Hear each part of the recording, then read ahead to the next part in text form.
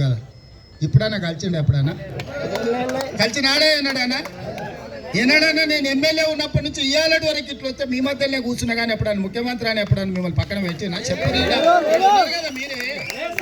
పండుగకు వచ్చినా పబ్బానికి వచ్చినా దసరా పూట జమ్మి పెట్టడానికి వచ్చినా మిమ్మల్ని అందరినీ కలిసినోనే కదా నేను ఇవాళ ముఖ్యమంత్రి ఉన్న మీ మధ్యలోనే కూర్చున్నా కదా మన మధ్యలో పోలీసులు ఏం లేరు కదా ఉన్నోళ్ళు కూడా అంత బయట దూరంగానే ఉన్నారు కదా ఎన్నడైనా చంద్రశేఖర్ రావు ఓట్లేసిన సిద్దిపేట వాళ్ళని కానీ లేకపోతే ఓట్లేసిన గజ్వేల్ వాళ్ళని కానీ ముఖ్యమంత్రిని చేసిన వాళ్ళ గజ్వేల్ వాళ్ళని కానీ మనం కూడా 2009 ఎంపీని చేసినాం ఏనాడని కండతో చూసినారే ఆయనను పేపర్లలో టీవీలలో తప్ప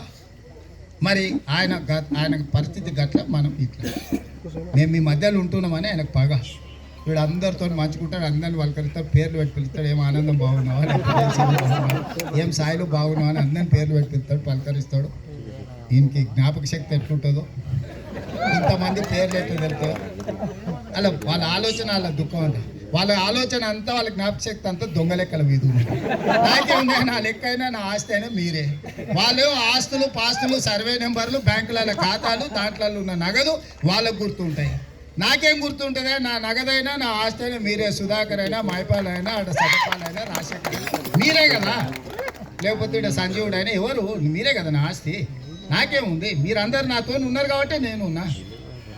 మీరు అందరు అండగా నిలబడి ఏడబోయి ఎవరితో కొట్లాడొచ్చినా మీరు ఇక్కడ కాపాడారు కాబట్టి నేను ఉన్నా ఈడ మీరు కాపాడకపోతే నేను ఎట్లుంటా వాళ్ళకి అదే పగ అదే భయం ఈడ ఆడ తిరిగి వచ్చిన ఈ నాయలు అంతా ఒక్క దగ్గర కూర్చుంటారు మాత్రం అక్కడిక్కడ అది ఇది అంటారు ఆయన చూడంగానే మళ్ళీ ఏవైతే అందరూ ఒక దగ్గర జమ అవుతారు లేనప్పుడు మా సార్ వస్తే తడాక తెలుతాడు ఈసారి సార్ చేసేదే లేదంటారు వచ్చి రాగానే అందరూ ఒక దగ్గర జమ అయ్యి అన్ని మర్చిపోయి చేస్తారని వాళ్ళకు దుఃఖం వాళ్ళు ఉత్తప్పుడు మాట్లాడతారు కదా ఆయన ఉంటాడు కదా చివరొస్తారు ఆయన అల్లుతుంటాడు కదా అన్ని ఇట్లాంటి ఈసారి ఎట్లనో అట్లా చేయాలని అల్లుతాడు జేబు వేసుకొని పట్టణం పోతాడు అంతేనా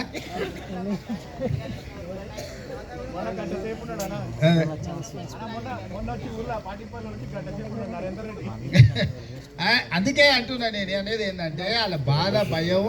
వీళ్ళు ఆయన లేనప్పుడు అక్కడ ఇప్పుడు ఆయన వచ్చేవరకు అందరూ ఒక దగ్గర గుమ్ము కూడతారు గుంపు అవుతారు వీళ్ళని ఎట్లా చేయాలని వాళ్ళు పన్నాగాలు బంతురు నేను నీకు చెప్పేది ఒకటే